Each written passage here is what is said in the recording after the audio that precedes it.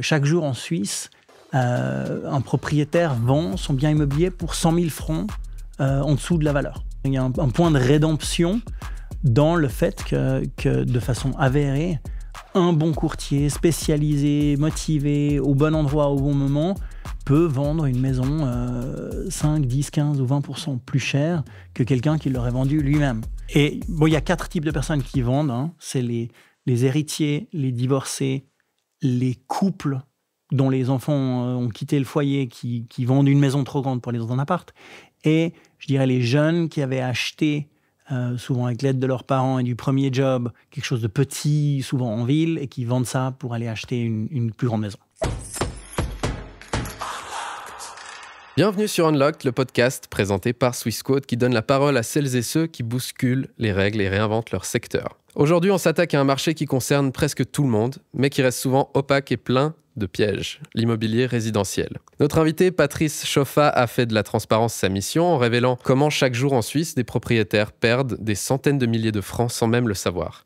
On va aborder les pièges classiques de la vente immobilière, de psychologie et méthodes pour maximiser une transaction. Patrice, bienvenue dans Unlocked. Bonjour. Comment ça va ? Ça va bien. Ça va. On parle de psychologie, mais d'immobilier. C'est un peu deux thèmes différents, mais en fait qui se combinent, c'est ça ? Tout domaine de vente est une grande partie d'humain. Et donc, l'humain, c'est la psychologie. Et bien sûr, l'immobilier, c'est les gros sous. C'est les gros sous de pratiquement chacun.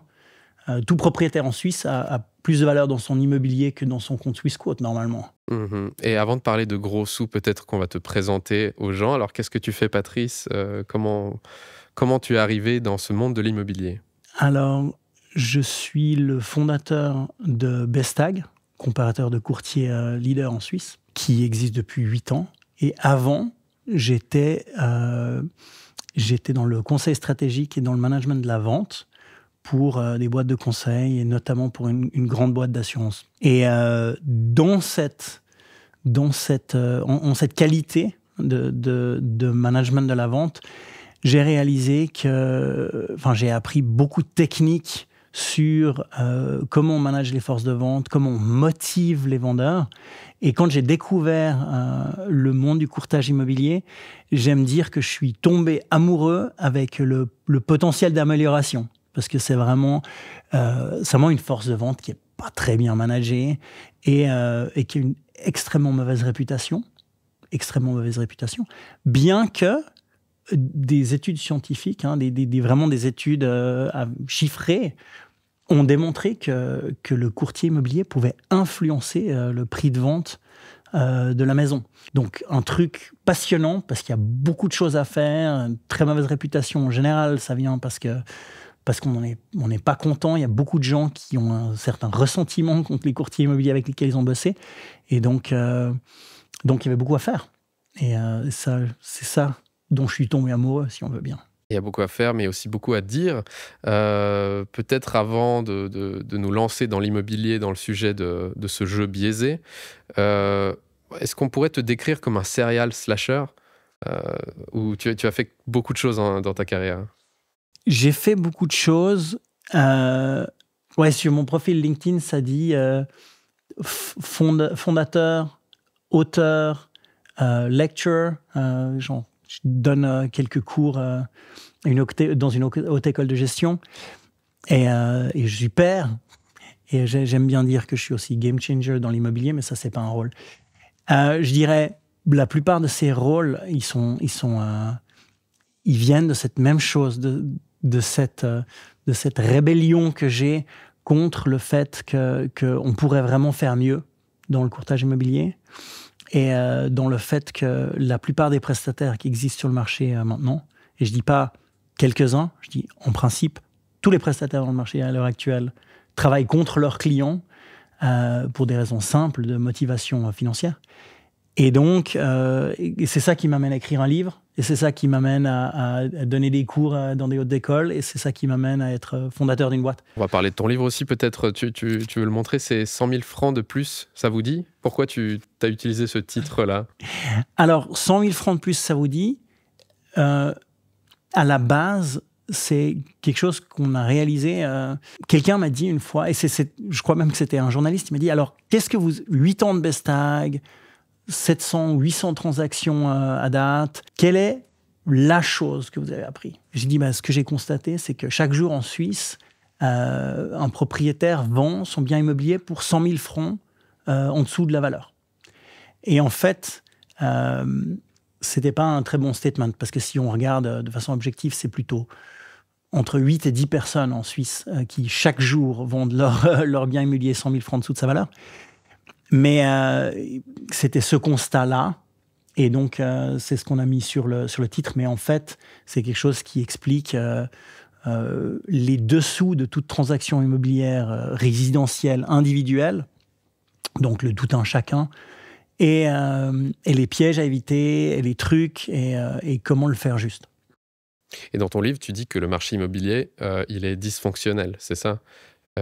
Qu'il y a vraiment quelque chose dans la manière de faire. Alors, tu parlais des transactions, mais en général, c'est dysfonctionnel, c'est ça? En général, c'est dysfonctionnel parce qu'on a des milliers de courtiers en Suisse. Alors ensuite, c'est très, très difficile de savoir combien exactement de courtiers il y a, parce qu'il y a aussi... s'il y a 6000 courtiers qui sont courtiers, c'est leur activité principale, et puis il y a 1000 fiduciaires qui font 2 transactions par année. Est-ce que c'est des courtiers, est-ce que c'est pas des courtiers? En principe, si on le regarde de façon analytique, on dit, on regarde tout ce qui est inséré en ligne, etc. On va dire c'est des courtiers, mais en fait, c'est pas vraiment des courtiers. Bref, c'est une jungle, il y a des milliers de providers, et il y a simplement 4 constats. C'est pas spécialisé, pas transparent, pas bien motivé, c'est-à-dire les incitations du prestataire sont contre son mandataire, c'est-à-dire les incitations des courtiers sont en général contre le propriétaire-vendeur, et d'une certaine manière, c'est trop cher. Et en fait, c'est ce que je dirais la réputation de ils sont trop chers, c'est tous des escrocs en Porsche Cayenne. Est-ce qu'il y a du vrai? Il y a peut-être une partie de vrai, malheureusement. Ceci dit, il y a aussi quelque chose, il y a un point de rédemption dans le fait que de façon avérée, un bon courtier spécialisé, motivé, au bon endroit, au bon moment, peut vendre une maison 5, 10, 15 ou 20% plus cher que quelqu'un qui l'aurait vendu lui-même. Et donc, du coup, cet impact justifie l'effort de se donner de la peine dans le setup d'une transaction. Tu dénonces un peu ces incitations perverses dans l'immobilier. Est-ce que tu pourrais nous donner un exemple des bonnes pratiques que tu as vues de courtier aussi? Moi, j'ai vu... ça me fait toujours un peu mal au cœur d'arriver et de dire c'est tous des escrocs, alors qu'en fait, on travaille avec des centaines de gens qui sont compétents, qui travaillent dur, qui sont honnêtes, qui sont droits, qui génèrent énormément d'argent pour leurs clients. Les bonnes pratiques, c'est de faire tout juste. Maintenant, c'est quoi faire tout juste? En tout cas, quand on décrit faire tout faux, c'est plus facile de décrire faire tout faux pour ensuite, par inverse, définir faire tout juste. Faire tout faux, c'est partir sans évaluation claire au début. Faire tout faux, c'est y aller au feeling ou au hasard pour le choix de son courtier. Faire tout faux, c'est de prendre le contrat de courtage qu'on va nous mettre sous le nez et simplement le signer sans faire attention aux 4, 5, 6 clauses absolument critiques. Donc, faire tout juste. Et ensuite, faire tout faux, c'est une mauvaise commercialisation au mauvais prix, trop courte, avec du matériel de pauvre qualité, et de ne pas donner le temps au marché de vraiment révéler le prix exact auquel on devrait faire la transaction, qui est, si on veut bien, le prix de l'acheteur qui a le plus envie d'avoir ce bien immobilier et qui a l'argent en poche et qu'on va négocier jusqu'au prix désirable. Donc ça, c'est faire tout juste. Si on va trop court, etc., ça sera tout faux. Faire tout juste, c'est le contraire. C'est faire des bons documents, le bon courtier, le bon prix, le bon contrat, les bonnes incitations, les bonnes négos, la bonne patience. Mais c'est pas facile, disons. Et tu pourrais peut-être illustrer avec un exemple que tu as vu, un vendeur qui a vu un immeuble qu'il a vendu. Je prends deux exemples simples. Et bon, il y a 4 types de personnes qui vendent. Hein. C'est les héritiers, les divorcés, les couples dont les enfants ont quitté le foyer, qui vendent une maison trop grande pour aller dans un appart. Et je dirais les jeunes qui avaient acheté, souvent avec l'aide de leurs parents et du premier job, quelque chose de petit, souvent en ville, et qui vendent ça pour aller acheter une plus grande maison. 4 types de trucs. Je vais prendre 2 exemples. Hein. Je vais prendre un divorce et un jeune qui upgrade. Jeune qui upgrade, appartement dans un puits, je peux le dire, hein, à côté de Lausanne, et qui fait évaluer son appartement par un courtier à frais fixes et qui l'évalue à 850 000 francs.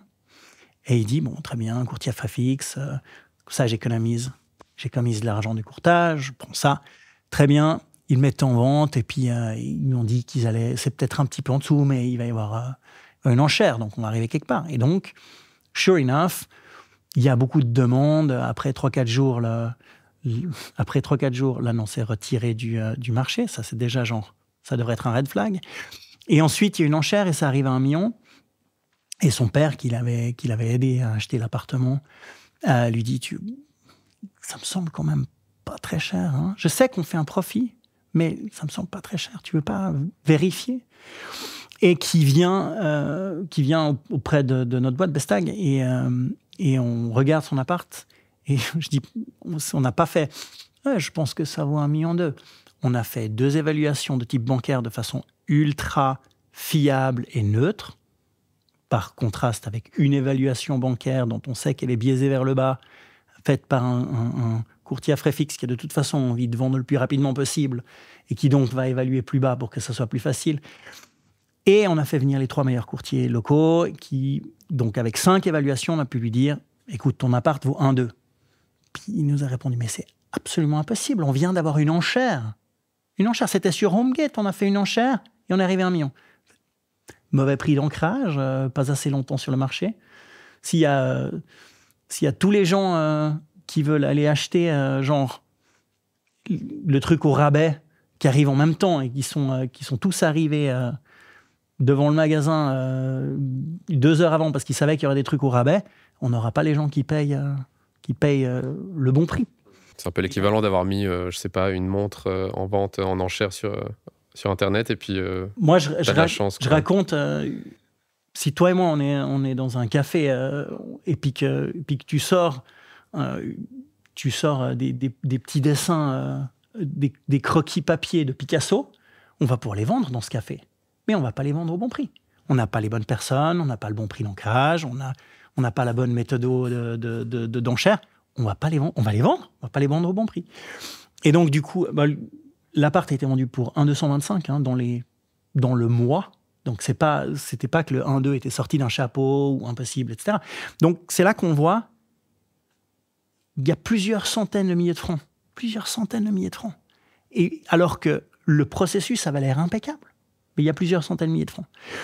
Et j'aime bien prendre un deuxième exemple parce qu'il est encore plus frappant. Et c'est dans la commune de Altendorf. Donc, c'est dans le canton de Schwyz. Bestag, c'est dans toute la Suisse. Moi, je suis vaudois, mais j'habite à Zurich, donc on a des clients un peu partout, hein, et on est 14. Commune de Altendorf, c'est une commune à Schwyz, dans le canton de Schwyz, c'est le low tax. C'est le low tax par rapport au canton de Zurich. C'est un peu comme les gens qui habitent en Terre Sainte pour travailler à Genève. C'est le low tax. Et c'est des propriétés qu'on a vues sur le lac de Zurich qui ont pris énormément ces 15 dernières années. Couple qui divorce, qui avait effectivement été propriétaire pendant une quinzaine d'années. Et leur première intuition, c'est d'aller vers le courtier qui leur a vendu la maison, qui leur avait vendu la maison à 2,8 millions, et de le faire évaluer. Et le courtier évalue à 3,3 millions. OK. Et ils sont très contents, hein, il y a du profit, etc. Ils sont à 2 doigts de... Sauf que un des divorcés, c'est un ancien collègue de bureau. Et il dit, tiens, je vais faire vérifier par Bestag. Et donc, on fait venir 2 courtiers et on fait revenir le courtier qui lui avait fait son évaluation. Donc, ce courtier qui, il y a 15 ans, l'a vendu pour 2,8 millions ou 2,9 millions et qui l'avait évalué à 3,3 millions. Et on lui dit, attention, tu es en compétition maintenant, il va y avoir 2 autres, on va faire des évaluations hédonistes, donc les évaluations des modèles qu'utilisent les banques pour les hypothèques. Et on fait ça, et puis tu peux avoir le mandat ou ne pas avoir le mandat. Et le même courtier a évalué le même bien dans ce processus à 4,2 millions. Mais du coup, tu parles d'évaluation, peut-être pour les personnes qui ne voient pas comment on évalue une maison. Moi-même, j'ai aucune idée de comment ça se passe. De manière simple, comment tu pourrais expliquer l'évaluation d'une maison ou d'une propriété? Alors, de manière simple, on utilise les logiciels qu'utilisent les banques pour évaluer pour les hypothèques. Or, ces logiciels, il y en a 6 en Suisse, mais il y en a 2 qui sont utilisés par les banques et les 4 autres pas. Donc, on va se fier aux 2 qu'utilisent les banques, qui sont Sifi et Wüstpartner. Et ces 2 boîtes achètent des pools de données anonymisés que les mêmes banques ont mis dans un pool de données. C'est-à-dire qu'à chaque hypothèque, la banque sait exactement le prix pour lequel c'était vendu. Et donc, ils peuvent dire, au chemin des Oisillons, une parcelle de 880 mètres carrés, avec une maison individuelle dessus, de 200 mètres carrés, construite à telle date, etc.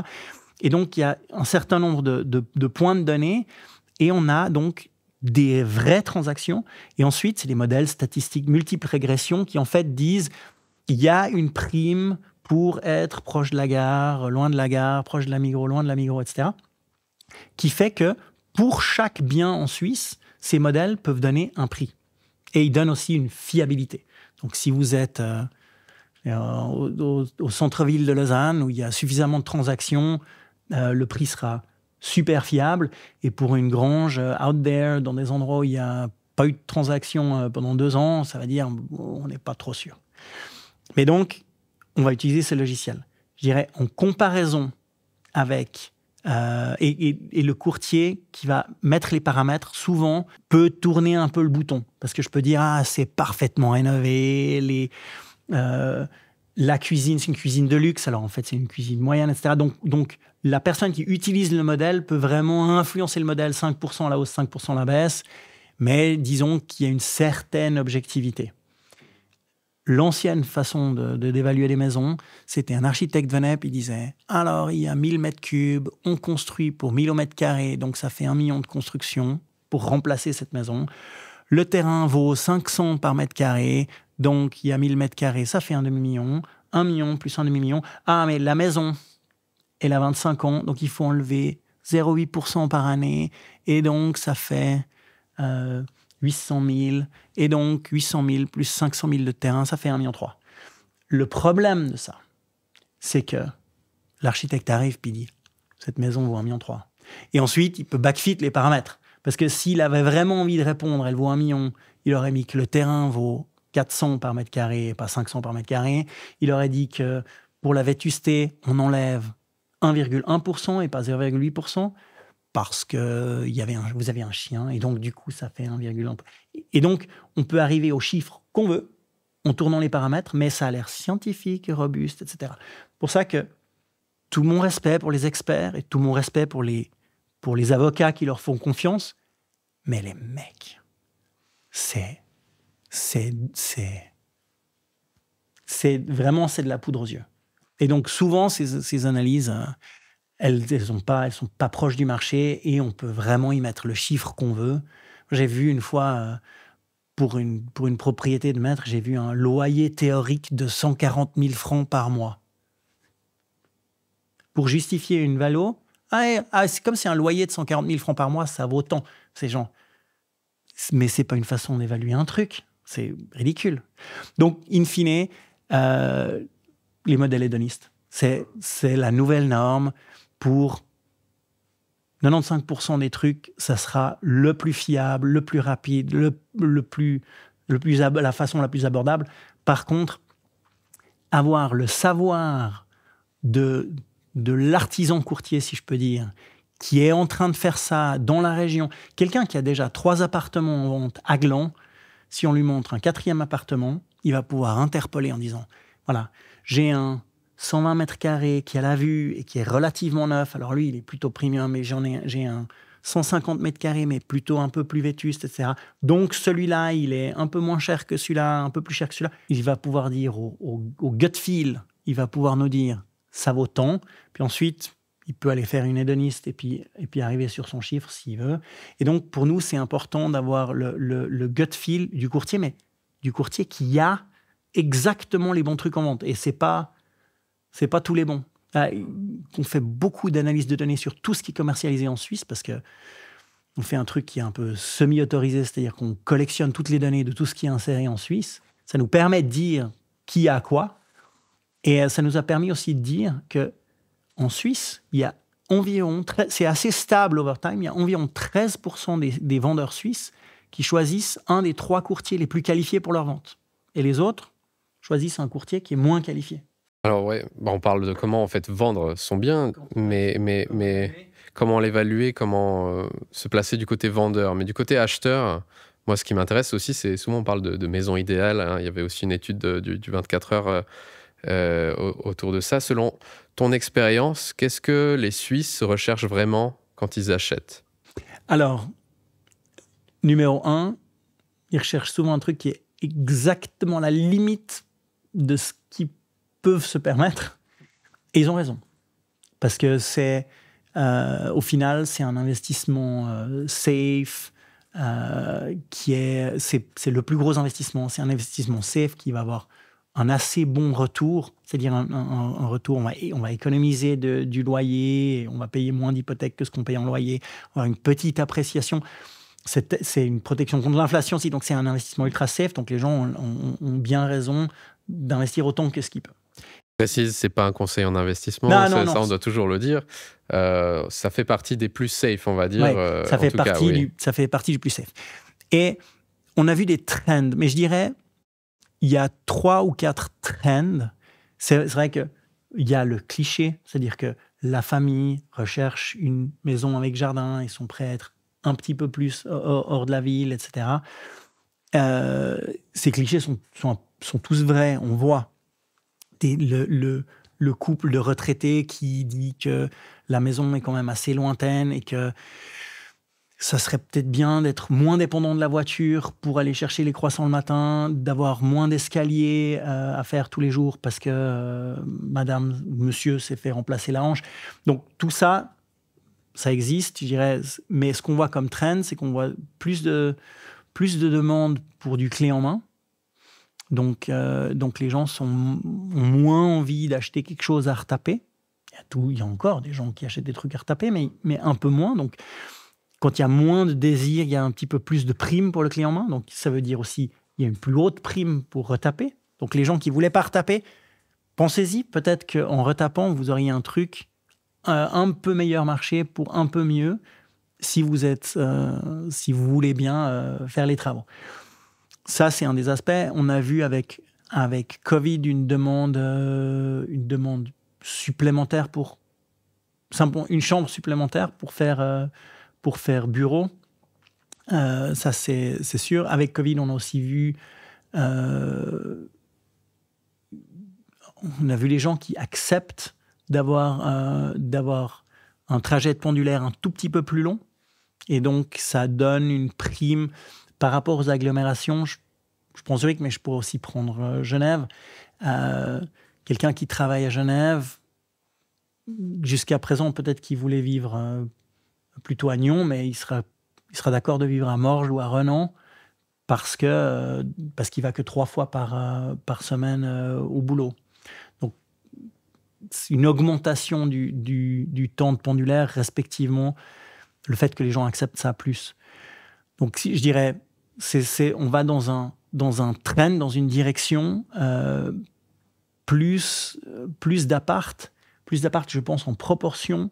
Ça a à voir avec la densification des villes, parce que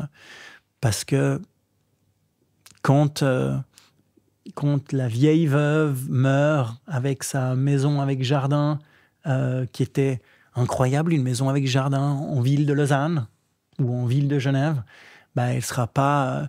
on va pas retaper cette maison et mettre une famille dedans. En général, c'est dans une zone, on peut construire 4 étages, donc on va développer 4 étages, on va mettre 5 apparts, 6 apparts, que ce soit de la propriété ou de la location. Donc il y a plus de propriété en appart, en proportion, j'ai en 2025 par rapport à 1980, mais c'est simplement, ça montre une évolution de la proportion du parc. Comme de toute façon, on a un exode rural direction les villes, en traîne générale. Maintenant, c'est vrai que les gens acceptent plus de pendulaires, mais quand on dit les gens acceptent plus de pendulaires, en général, ils sont dans une ville, ils sont simplement dans une ville qui est connectée par un bon réseau souvent de transport public. Alors, il y a l'araignée Zurich, on sait que Zurich a des budgets de transport public qui sont dans une autre ligue que les autres villes de Suisse, pour des raisons aussi de quantité d'habitants, mais ça veut dire que depuis Zurich, comme il y a des...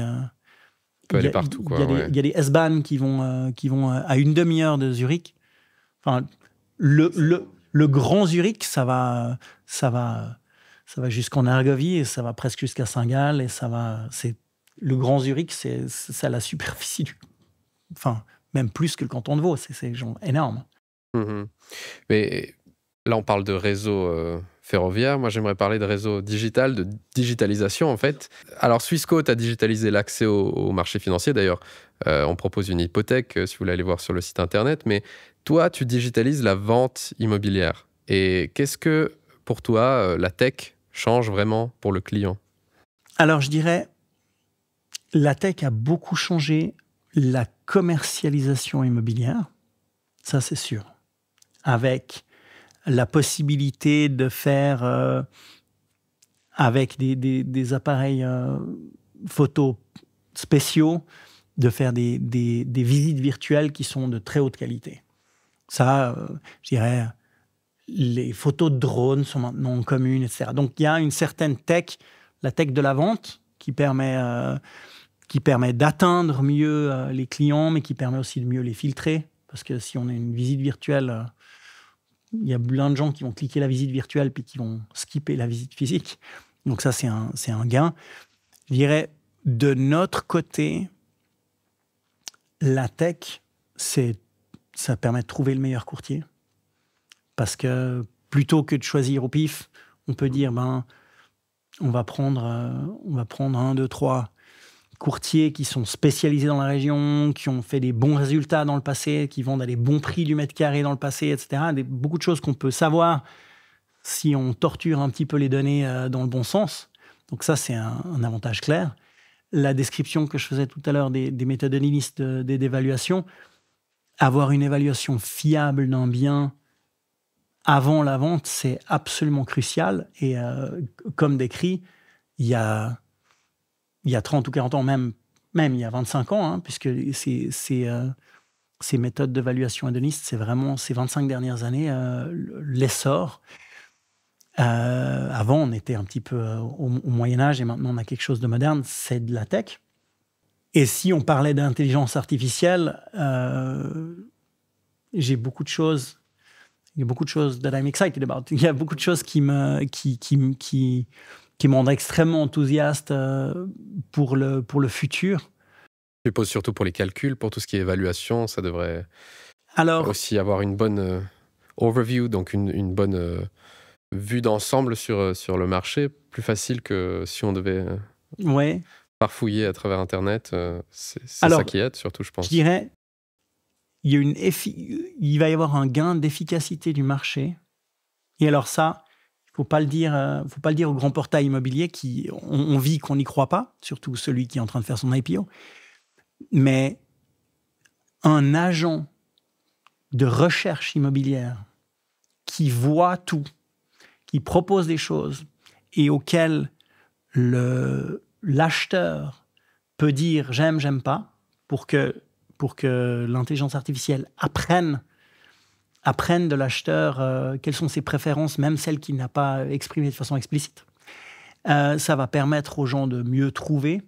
Et si on trouve mieux, c'est un meilleur matching dans le marché. Et donc, on va, en tant que vendeur aussi, être plus prompt à trouver ce fameux acheteur qui a le plus envie d'acheter ce bien immobilier et donc on va pouvoir réaliser un meilleur prix. Et ça rend en principe les portails obsolètes puisque les courtiers peuvent simplement mettre leurs biens sur leur site et l'agent les trouvera puisque les agents sont un petit peu moins paresseux que les humains. Si on leur dit « va sur ces 200 sites pour trouver », on fait genre « pas de problème, 200 ». 200, c'est pas 2 millions, je peux faire ça en 2 va. secondes. Ouais, Voilà. je peux faire en 2 secondes. Et donc, je pense qu'on a une évolution qu'on va prendre dans un instant.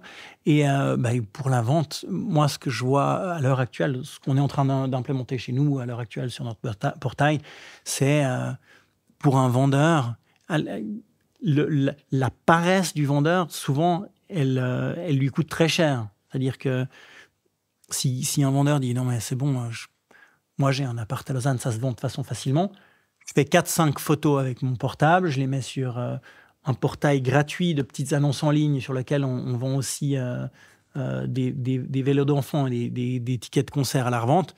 Et puis ensuite, je vais bien trouver des gens qui vont me l'acheter. Mais avec les mêmes photos, je dirais, les mêmes photos plus quelques photos de documents clés, l'intelligence artificielle va pouvoir prendre ces documents, toutes ces informations non structurées, en faire des informations structurées. Peut-être que l'agent va aller faire des évaluations hédónistes lui-même. Et donc, nous, ce qu'on est en train de faire, c'est une UX une expérience du client utilisateur, donc le vendeur, qui va rendre les choses beaucoup plus faciles pour créer cette transparence initiale. Et simplifier, ça permet d'éduquer, ça permet aussi de se rendre compte de certains défauts de certains marchés. Quand on n'en connaît pas, c'est là où on fait des erreurs aussi. Et je vais profiter d'avoir un expert à côté de moi sur l'immobilier. Là, je parlais aussi avec mes parents de qu'est-ce qu'on doit faire. Les biens immobiliers, ça concerne tout le monde, hein, qu'on soit locataire ou propriétaire. Le premier truc qui me vient, c'est quand on achète, il y a taux fixe, taux variable. C'est quoi la stratégie qui fait le plus de sens, selon toi? Taux variable, sur le long terme, c'est toujours été mieux. Mais je dirais, moi, je suis taux variable, ma femme, elle est taux fixe. Ma femme vivrait mal avec le risque d'une évolution du taux de son hypothèque. Donc, je pense que c'est vraiment relatif à la personnalité de la personne qui prend cette hypothèque. Mais si quelqu'un veut optimiser et payer le moins possible over the cycle, etc., taux variable. Et entre fonds propres, deuxième pilier, troisième pilier, combien on doit vraiment amener pour pouvoir acheter et combien on peut emprunter aussi au maximum? Alors, il y a beaucoup de formules compliquées. On dit, alors il faut pouvoir faire une hypothèque, 5%, etc. Mais on peut simplifier ça énormément, puisque tout dépend du revenu du foyer. On peut acheter un bien immobilier jusqu'à 7 fois le revenu du loyer si on a 1,5 fois le revenu annuel du loyer en économie ou en cash disponible, 3e pilier au cash.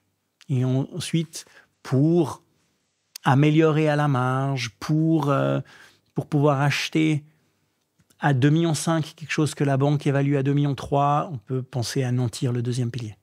Mais en gros, voilà les ratios, quoi. Et maintenant, si on parle de risque, parce que tout investissement est un risque, et c'est important aussi d'éduquer pour se rendre compte aussi de ça. On entend parler de spread énorme, on en parlait avant. Concrètement, qu'est-ce que ça signifie pour un particulier qui vend son bien?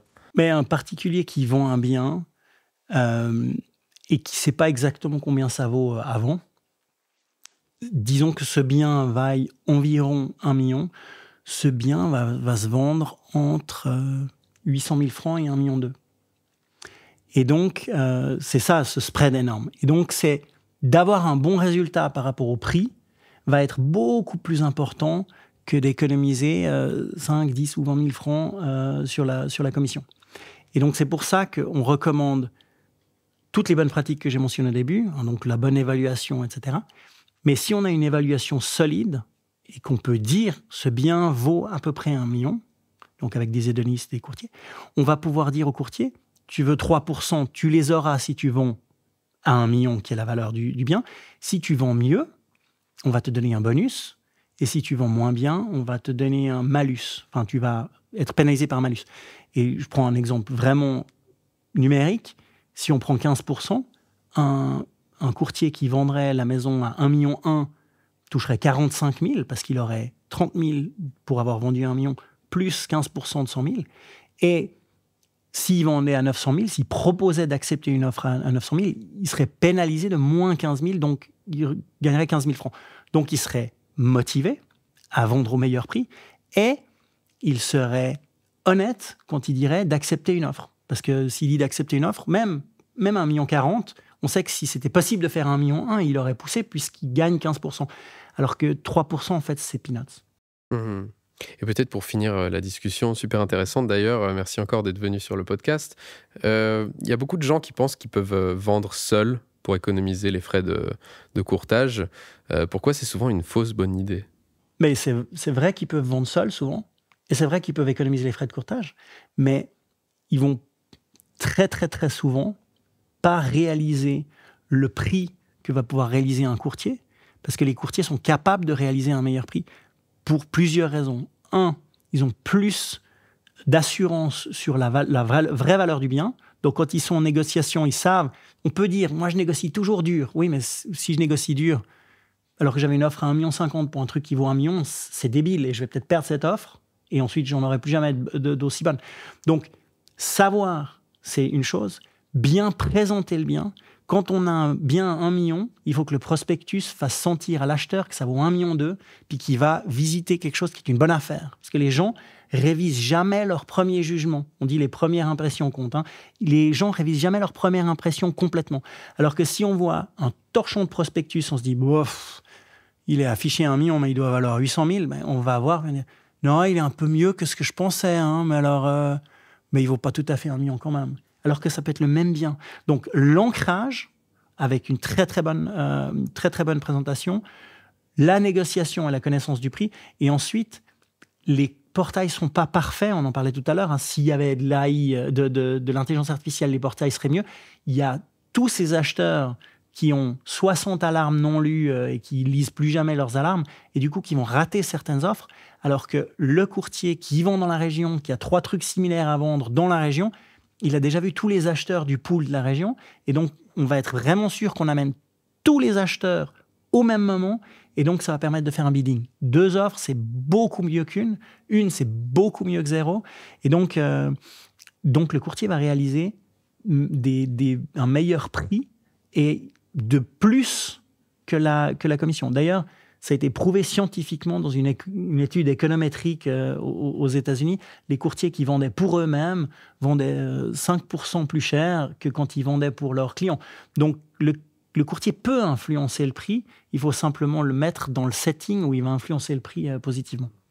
Écoute, Patrice, merci beaucoup pour tous ces conseils. Et je rappelle à tout le monde, tu as sorti un livre qui s'appelle 100 000 francs de plus, ça vous dit, qu'on peut retrouver où d'ailleurs On peut trouver sur Amazon ou sur le site Bestag. Ce qu'on aime bien faire à la fin du podcast, c'est poser vraiment des questions rapides pour bien finir sur tes connaissances d'experts en immobilier. Alors, appartement ancien ou neuf? Ancien. Ancien. Centre-ville animé ou campagne tranquille? Centre-ville animé. Bah oui, il faut bien boire des verres. Acheter pour y vivre ou pour investir? Les deux. Mais pour y vivre, oui. Pour y vivre. Mais les deux. Ouais, d'accord. Transaction la plus stressante, vendre ou acheter? Acheter. Patrice, merci beaucoup. C'était un plaisir de t'avoir sur ce podcast. N'hésite pas à nous dire, bestag.ch, c'est ça? Merci, Igor. Oui, bestag.ch. Voilà. Absolument. Et vous venez d'écouter Unlocked, présenté par Swissquote. Si vous avez aimé cet épisode, pensez à vous abonner pour manquer aucun épisode à venir, à nous suivre sur nos réseaux sociaux et à découvrir notre chaîne YouTube pour encore plus de contenu. Merci beaucoup et à très vite. Ce contenu s'adresse aux personnes familières avec les marchés financiers et les instruments financiers et est fourni à titre informatif uniquement. L'idée présentée, y compris les commentaires de marché, données de marché et observations, ne constitue pas un produit de recherche de la part d'un département de recherche de Swissquote ou de ses affiliés. Ce matériel vise à mettre en lumière les mouvements du marché et ne constitue en aucun cas un conseil en investissement juridique ou fiscal. Si vous êtes un investisseur particulier ou si vous manquez d'expérience dans le trading de produits financiers complexes, il est recommandé de consulter un conseiller agréé avant toute décision financière. Ce contenu n'a pas pour objectif de manipuler le marché ni d'encourager un comportement financier spécifique. Swissquote ne garantit en aucun cas la qualité, l'exactitude, l'exhaustivité ou l'absence de violation de ce contenu.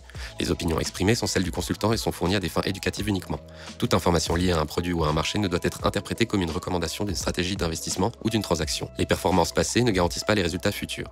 Swissquote, ses employés et représentants ne sauraient en aucun cas être tenus responsables de tout dommage ou perte, directe ou indirecte, résultant des décisions prises sur la base de ce contenu. L'utilisation de marques ou de noms commerciaux de tiers est uniquement à titre informatif et n'implique aucune approbation de la part de Swissquote, ni que le propriétaire de la marque a autorisé Swissquote à promouvoir ses produits ou services. Swissquote est la marque commerciale regroupant les activités de Swissquote Bank SA, régulée par la FINMA, Swissquote Capital Markets Ltd, régulée par la SISEC, Swissquote Bank Europe SA, régulée par la CSSF, Swissquote Ltd, régulée par la FCA, Swissquote Financial Services Ltd, régulée par la MFSA, Swissquote MEA, régulée par la DFSA, Swissquote PTE Ltd, régulée par la MAS, Swissquote Asia Limited, licenciée par la SFC, et Swissquote South Africa Ltd, supervisée par la FSCA. Les produits et services de Swissquote sont destinés uniquement aux personnes autorisées à les recevoir conformément au droit local. Tout investissement comporte un risque. Le risque de perte en tradant ou en détenant des instruments financiers peut être important. La valeur des instruments financiers, y compris mais sans s'y limiter actions, obligations, crypto-monnaies et autres actifs, peut fluctuer à la hausse comme à la baisse. Il existe un risque important de perte financière lors de l'achat, de la vente, du staking ou de l'investissement dans ces instruments. Swissquote ne recommande aucun investissement, transaction ou stratégie en particulier. Les CFD sont des instruments complexes comportant un risque élevé de perte rapide en raison de l'effet de levier. La grande majorité des comptes de clients de détail subissent des pertes en capital lors du trading des CFD. Vous devez vous assurer que vous comprenez le fonctionnement des CFD et que vous pouvez vous permettre de prendre un risque élevé de perte.